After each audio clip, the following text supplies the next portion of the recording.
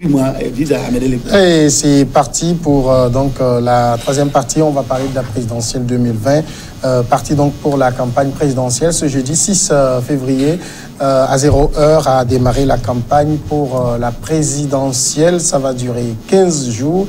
Ça prend fin le 20 février prochain. Et comme toujours, Pasteur Edo, début de campagne timide. Oui, d'habitude, c'est ça. Hein. Le premier jour, vous savez, c'est une mise au vert. Hein. Il y a de l'observation. Je crois qu'à partir de demain, déjà, les choses vont commencer. Les états-majors s'activent déjà pour le lancement officiel de leur campagne. Nous allons assister quand même à une campagne vraiment qui va être à discuter par les candidats. Surtout, il y a les potentiels candidats. Mais c'est vrai qu'il ne faut pas quand même ignorer ou bien minimiser tous les acteurs sur le terrain. Hein. Vous savez, c'est ça dépendant de comment l'un ou l'autre va vendre ses marchandises, c'est-à-dire son programme de société. Bon, donc, c'est lancé. On va attendre pour voir ce que ça va donner quand même. Les Togolais vont vivre 2 semaines quand même d'activité intense, d'activité politique intense. Et c'est bien, c'est des moments quand même où on va voir des caravanes par-ci, par-là, et tout ce qu'on peut souhaiter, c'est que quelles que soient nos opinions, que les caravanes se croisent et que les gens se parlent, c'est pour le bien du pays. Hein. Nous sommes tous des citoyens. Bon, donc, la campagne est lancée, c'est timide, mais au fur et à mesure que nous allons avancer, ça va prendre et puis on verra ce que ça va donner. Dominique, il y en a qui disent que de la manière dont on a vu la période pré-campagne, qui n'a pas, j'allais dire, véritablement été une période animée, qu'on risque d'avoir une campagne plutôt terne. Ouais, ça a l'air, mais je crois plutôt que les partis, surtout de l'opposition, peut-être ont mobiliser leurs moyens pour attendre la vraie campagne, pour se lancer dans la bataille.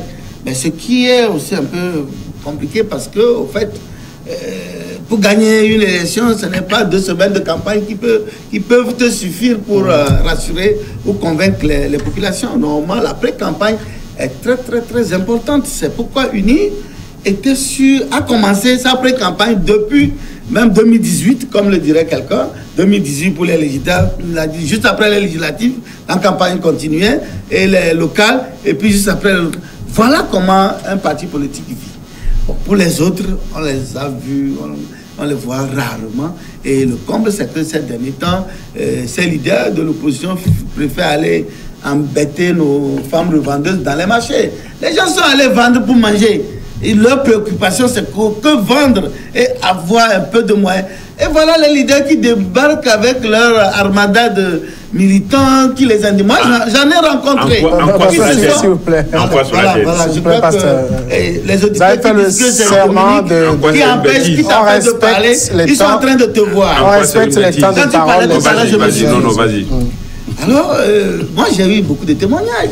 Des bonnes femmes qui disent, mais ils sont vraiment submergés par ce défilé nauséabond des leaders politiques qui n'ont qu'à organiser des meetings. Si eux, ils veulent les écouter, ils iront les écouter. Mais qui cessent de créer de l'embouteillage, et quand ils passent parfois, les clients aussi ne viennent plus, ils ne vendent plus rien, et vraiment, c'est vraiment dommage. Et ça, je crois que nos leaders doivent arrêter ça. Aller vers, c'est vrai qu'il n'y a pas une loi qui interdit d'aller dans les marchés, mais les marchés, c'est des lieux où les gens vont pour vendre et acheter. D'accord. Ce n'est pas pour aller écouter, la campagne n'est pas interdite les partis politiques qui n'ont qu'à organiser des meetings. Tu sais, j'ai écouté en plus un leader dit, mais tu me dis d'organiser les meetings. Mais ils sont combien? Ils peuvent venir à ce meeting-là. Mais au moins au marché, les gens sont déjà là. Donc quand la caméra balaie le monde à l'extérieur, on pense que c'est pour toi qu'ils sont là. Donc c'est pourquoi ils vont... Enfin, c'est un leader qui faisait cette... C'est une campagne de porte. D'accord. C'est aussi bon. Alors on va dans les maisons des populations pour échanger avec eux et non aller dans des marchés. Basile, la campagne a démarré. En fait, la campagne proprement dite vient de démarrer. Nous sommes donc le 6 aujourd'hui, ça vient de démarrer. Et c'est vrai qu'il n'y a pas assez d'engouement pour le moment quand on va un peu en ville, quand on va un peu dans la périphérie. Il n'y a pas tellement cet engouement. C'est normal, ça a toujours été comme ça pour les campagnes. Mais c'est vrai qu'il faut reconnaître que les gens ont fait beaucoup de pré-campagne. et les gens ne voient pas, mais on a assisté à des pré-campagnes. Il y en a qui ont donc harcelé par les médias. Et donc, il y a eu beaucoup de travail qui a été fait sur les médias. Nous avons assisté à beaucoup de candidats qui avaient donc leurs représentants sur les médias. Et donc, je crois que la campagne elle-même, donc elle va démarrer. Ça va donner une campagne, beaucoup de punch. Non, c'est la pré-campagne, c'est ça que je disais. Les médias sont toujours là. Ah ouais, c'est ça que je disais. Tous les acteurs. La pré-campagne a été un peu plus animée au niveau donc, des médias. Maintenant, sur le terrain. Maintenant, la campagne va se mettre sur le terrain. Et beaucoup disent que leurs campagnes se feront beaucoup plus de porte à porte, comme on a l'habitude donc, de le dire. Peut-être qu'on ne va pas voir certaines personnes donc, dans la rue, comme on le fait, ou bien la grande campagne, comme on a l'habitude de le voir, mais peut-être dans des maisons. Et peut-être la deuxième semaine sera la semaine donc, de beaucoup plus du boucan. C'est l'impression que moi j'ai. Et quand tu écoutes certains également, certains états-majors, c'est ce qui a l'air donc de se préparer. Pasteur Edouard, en venant quand même au service aujourd'hui, moi j'ai vu au moins 2 affiches, Jean-Pierre Fabre, Fornia Singbe, comme si ça ne se jouait qu'entre cette campagne. Oui, peut-être on dirait que c'est des candidats qui ont des moyens. On dirait que des candidats qui ont des moyens, mais il ne faut pas ignorer aussi que de l'autre côté, il y a Guillaume Kodjo, qui est aussi un autre candidat. Qui a aussi les moyens. Qui est aussi un autre candidat, qui doit aussi avoir des... Il a déjà eu les 7 milliards. Qui doit aussi avoir des moyens. Bon, donc je pense quand même que ça va se jouer entre 3 candidats, mais je l'ai déjà dit, les autres candidats aussi ne vont pas savourer vaincus. Bon, donc, moi, c'est une campagne qui sera ouverte. J'espère quand même que, vous savez, le Togo est le premier pays africain à organiser son élection en 2020. Le premier pays, et je crois qu'il est quand même de notre honneur. Il est quand même de notre honneur, de notre crédibilité, à vouloir organiser les choses de manière à ce que cela puisse inspirer les autres pays. Parce qu'il y a beaucoup d'élections sur le continent en 2020. Bon, donc, c'est vrai que les affiches, on ne les voit pas encore. Ce que mon aîné a dit, Basile a dit tout à l'heure, dans la deuxième semaine, voilà, c'est la semaine de toutes les énergies. On va lancer toutes les forces dans la bataille pour convaincre les indécis et surtout pour faire de telle sorte que ce que nous avons suivi par rapport aux élections de 20 décembre 2018 et puis du 30 juin 2019, il y a tellement eu d'abstention. Il va falloir quand même qu'on puisse, les électeurs puissent se mobiliser, puissent comprendre le programme. Il faut quand même vendre le programme. Et les élections, en principe, on vote le programme des candidats. Mais dommage quand même qu'en Afrique, on vote par affinité, par militantisme, sans connaître exactement le projet de société des candidats. Donc je pense quand même qu'il va falloir quand même qu'on explique. J'ai dit un candidat avait déjà dit lors de ses activités de pré-campagne que quand il est élu, il va revoir les frais de passeport, les frais de carte d'identité, tout ça là, ça a plu aux citoyens parce que ça touche directement les citoyens. Aller débourser 30 000 francs pour faire le passeport, peut-être pour certains c'est difficile. C'est plus cher ailleurs. Oui, c'est plus cher ailleurs, mais chez nous, compte tenu de notre bourse. C'est ça aussi. Bon, donc, je crois quand même que ce que nous sommes en train de voir, c'est les premiers jours de la campagne. Donc, il faut attendre quand même que la mayonnaise puisse prendre, et certainement ça va prendre. Dominique, je crois que cette élection, ça va emballer quand même les Togolais, et on aura quand même un taux de participation plus élevé, ce qui va consacrer la victoire à notre... Dominique, est-ce que dans nos pays, sous nos cieux, sous les tropiques, est-ce que la campagne sert à quelque chose? Non, c'est très important. C'est-à-dire, moi, j'ai comme l'impression que les gens ont déjà leur idée arrêtée, vous faites votre bouquin et tout. C'est vrai, mais la campagne constitue aussi des moments de contact direct avec les populations. C'est vrai que si nous prenons le cas tunisien, l'acteur président tunisien, il n'a pas fait campagne. Il a fait de porte à porte. Oui. Il allait de maison en maison, et à pied. Rue à pied. Il échangeait avec... Mais en dessous, il y avait un terrain médiatique qui se faisait également. Ce n'est pas seulement juste parce qu'il allait auprès des populations, enfin, il faisait de porte à main, il y a un travail de fond médiatique. Mais la campagne également est un moment de communion entre le candidat et ses militants.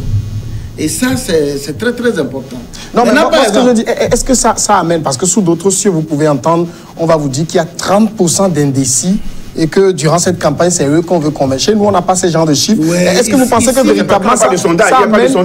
Est-ce que la campagne amène des gens à décider quelque chose? C'est vrai qu'en Afrique, d'ailleurs, est-ce que lorsque les gens vont en campagne, est-ce que c'est pour aller présenter leur programme? Généralement, par exemple, pour l'opposition, c'est quand ça suffit. Ça, c'est une campagne. Ça, c'est ce que les populations veulent savoir. Ils veulent savoir qu'est-ce que vous avez comme proposition à leur endroit. Donc, l'opposition n'a pas de programme.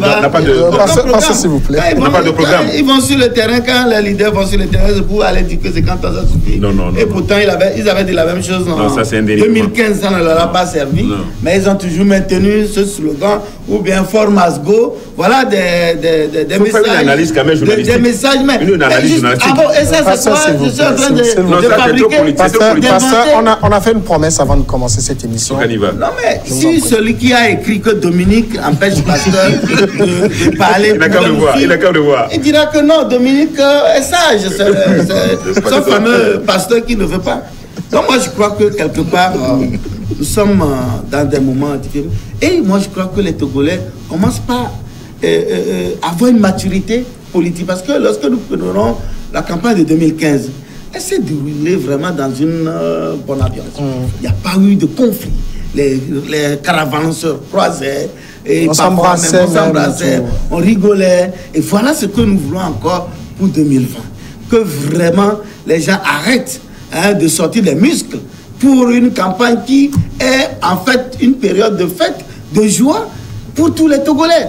Donc je crois que le Togolais quand même, contrairement à ceux qui ont l'habitude d'annoncer que oui, élection 2020, il y aura des morts par ici, des morts par là. Qui a annoncé ça, Dominique? Mais non, tes amis prophètes mal inspirés et d'autres pasteurs mal inspirés, c'est eux qui racontent ces histoires reprises par certains journalistes qui ne veulent pas non plus être rigoureux sur le traitement. Alors, en même temps, Dominique a soulevé un point important. On a vu ces belles images en 2015 de caravanes opposées qui se rencontraient, qui s'échangeaient des foulards et tout. On va voir ces genres d'images, c'est souhaitable. Hein? Non, mais partout où je suis passé et ces derniers temps, quand je causais avec les gens, j'en parlais, que ça a été de belles images que même la communauté internationale a vues, et même les ambassadeurs qui étaient au Togo ont noté cela, et ça a été une très bonne ambiance, et ça a permis de juger du niveau de la démocratie togolaise et de dire que le Togo aussi avance. Tout à l'heure, tu as posé une question à Dominique pour voir est-ce que les campagnes ont encore de l'importance, de l'intérêt. Je te dis que les campagnes ont de l'intérêt. Parce que les gens ont des opinions. Mais lorsque vous ne les approchez pas pour leur donner la vraie opinion, ils sont emballés dans les fausses opinions que les gens ont véhiculées pendant longtemps.